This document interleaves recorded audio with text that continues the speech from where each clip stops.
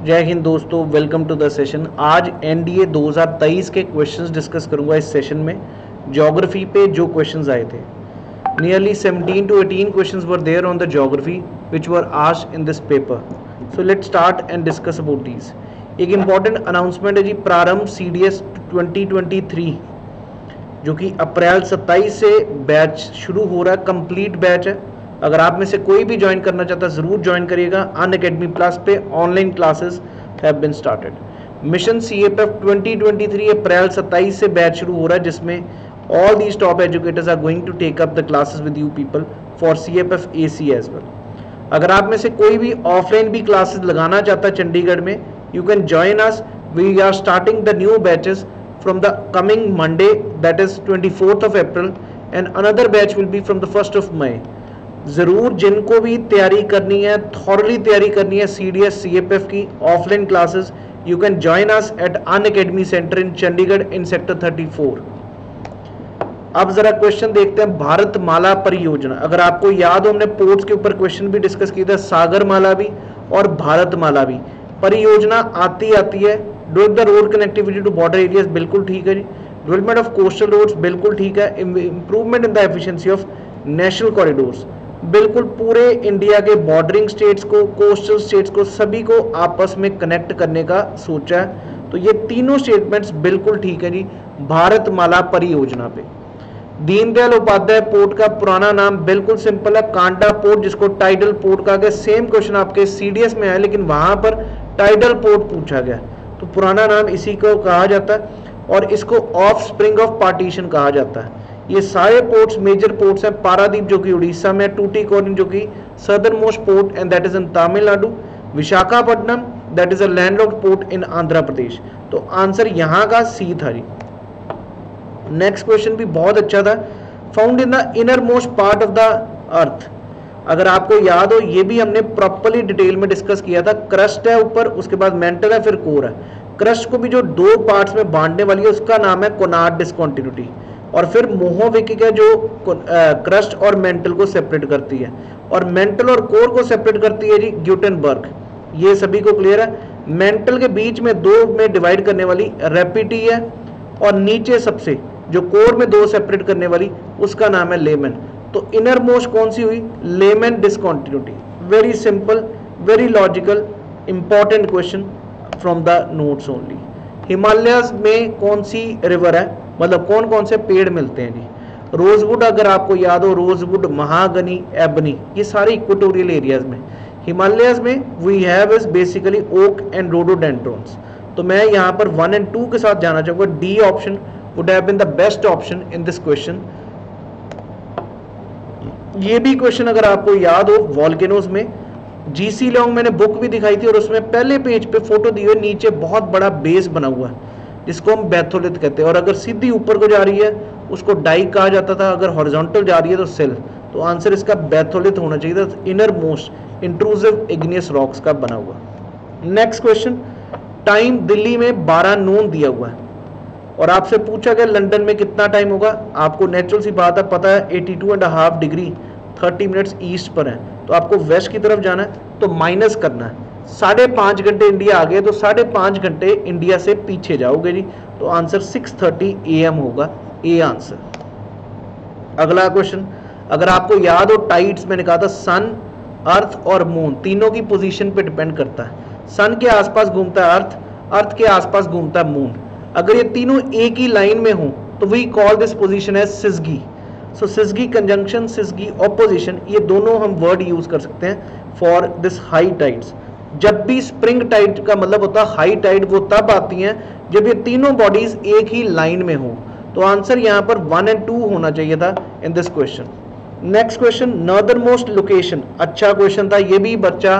बहुत सारा बच्चा कंफ्यूज हो गया होगा कि यार नॉर्दर्न मोस्ट लोकेशन किस कैपिटल की है। न्यू दिल्ली है एक तरफ नेपाल की राजधानी थिम्पू है, एक तरफ बांग्लादेश की राजधानी ढाका है, और भूटान की थिम्पू है, नेपाल की काठमांडू है। क्वेश्चन बहुत अच्छा था। सबसे ऊपर कौन सी altitude wise? Answer basically altitude नहीं, latitude wise is New Delhi only. ये क्वेश्चन टफ नहीं था, लेकिन ये ऐसे क्वेश्चन IAS में भी कई बार पूछता। अगर मैं अभी आपसे पूछूं, ये जो सारी नॉर्थ ईस्टर्न स्टेट्स हैं इनमें से सबसे ईस्टर्न मोस्ट कैपिटल किस राज्य की है? तो क्वेश्चन बहुत ही बढ़िया, ये भी आप में से बहुत लोग क्वेश्चन गलत करेंगे जी। नेक्स्ट, लेटीट्यूड्स पे लॉन्गिट्यूड्स पे मैंने हर बारी कहा CDS हो NDA हो 2 से 3 क्वेश्चन आएंगे, दोनों CDS में भी आए NDA में भी।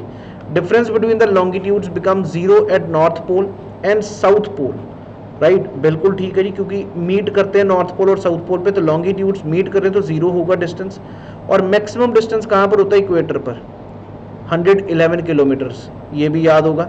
और नंबर ऑफ लॉन्गिट्यूड्स अगर आपको याद हो तो वो 360 हैं और लेटीट्यूड्स 180 हैं, राइट, 181 कहीं पे लिखा कहीं पे 180, तो ज़्यादा तो लॉन्गिट्यूड्स हैं जी, तीनों ठीक है जी। D option would have been the best answer. Manganese की सबसे ज़्यादा प्रोडक्शन इंडिया में मध्य प्रदेश में, ये भी NCERT का ही क्वेश्चन है जी।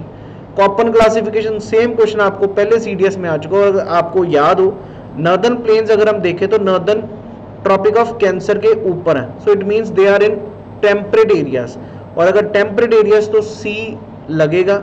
उसके बाद आपको भी पता है यहाँ पर गर्मियों में बारिश होती है तो वो W होना चाहिए, क्योंकि W का मतलब winters are dry and summers are wet. G for grasslands, तो आंसर CWG था। C से ही आपको आंसर मिल रहा है, क्योंकि टेम्परेट एरिया में C लगता है, 23.5 से ऊपर जो भी होगा वहाँ पर C होगा टिल 66.5, तो C ही आंसर इसका होना चाहिए था, CWG।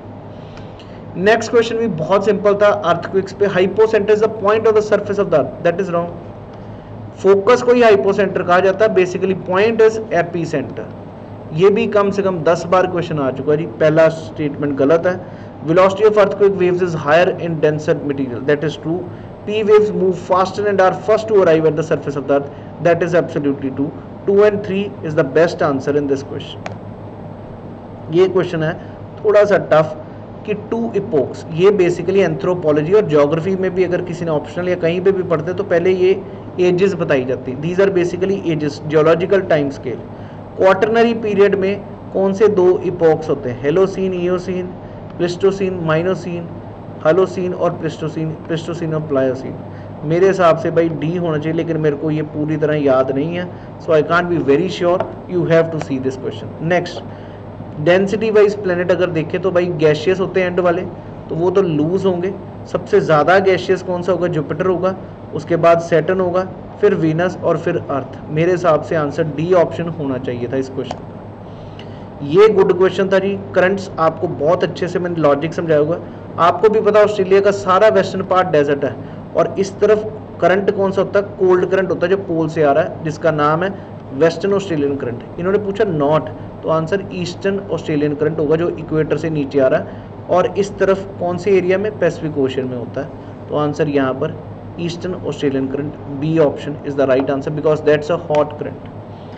पॉडजोलाइजेशन, ये भी भाई word podzols, podzols basically taiga में, कॉनिफरस वेजिटेशन में यहाँ पर पॉडजोलाइजेशन होता है, सॉइल्स में टाइप है, taiga is the right answer. ये थे जी ज्योग्राफी के क्वेश्चन, थोड़ा तेजी से करवाए क्योंकि अब CDS और NDA में दोनों में अनअकैडमी पर मैं पढ़ाने जा रहा हूँ। बिल्कुल geography, science, history, polity, I can assure you, I can guarantee you we will get you the maximum marks in that paper. So अगर आप में से कोई भी सब्सक्राइब करना चाहता है, अप्रैल 27 से नए बैचेस शुरू हो रहे हैं, याद से इस कोड को लगाइए और सब्सक्राइब कर लीजिएगा, Prateek Takshashila, and get the required off, that is you are going to get the 20% नहीं, इस समय 25% ऑफ है।